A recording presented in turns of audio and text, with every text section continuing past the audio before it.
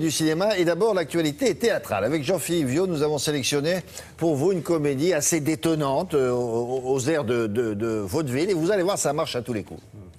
Oui, en effet, le rire de l'absurde fait mouche encore une fois, ici dans la dernière création de l'excellent et désormais incontournable auteur prolifique Sébastien Thierry. Ce saltimbanque de l'écriture nous propose là une bien croustillante comédie interprétée par un infernal quatuor de choc, à savoir François Berléand, Isabelle Gélinas, Marie Parouti et Sébastien Thierry lui-même. Ladislas Chola les met en scène dans un premier temps ici à Paris au Théâtre de la Madeleine. Ça s'appelle Deux hommes tout nus, mais ce n'est pas obligatoirement ce que vous croyez, vous allez voir.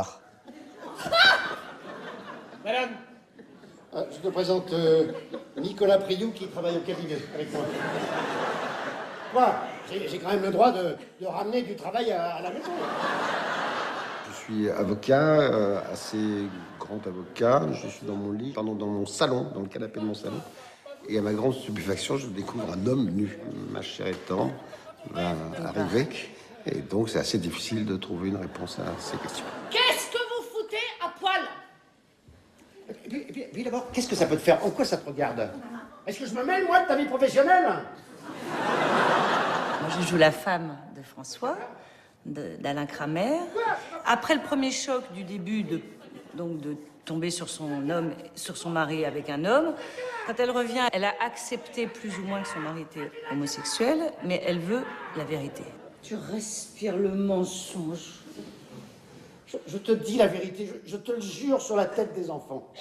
Je peux vivre avec un homosexuel, mais pas avec un mentor. Dans ce très contemporain théâtre digne d'un Labiche et Feydeau réunis, tout dérape dans l'hilarité la plus complète. L'idée de base, servie par un texte des plus efficaces, permet une osmose totale entre spectateurs et comédiens. C'est du grand art. Oh, c'est triste hein, quand les papas s'en vont. Je pourrais être votre papa. Elle tombe sur un préservatif, donc il y a quand même une preuve qu'on a fait quelque chose, mais dont on ne se souvient pas, donc on n'a pas conscience de ça. Donc c'est particulier. Chacun cherche sa vérité. Voilà. Et chacun, enfin, quand cherche sa vérité, il cherche à savoir parce qu'il ne sait pas, personne ne sait ce qui s'est passé. Qu'est-ce que vous cherchez exactement? Vous voulez qu'on fasse un truc à trois? Non, pas du tout. C'est juste que si jamais elle nous surprend... Et pourquoi elle nous surprendrait? Ma femme est très surprenante. Je sais pas mentir. Bon, enfin, la simulation, ça fait bien partie de votre métier, quand même.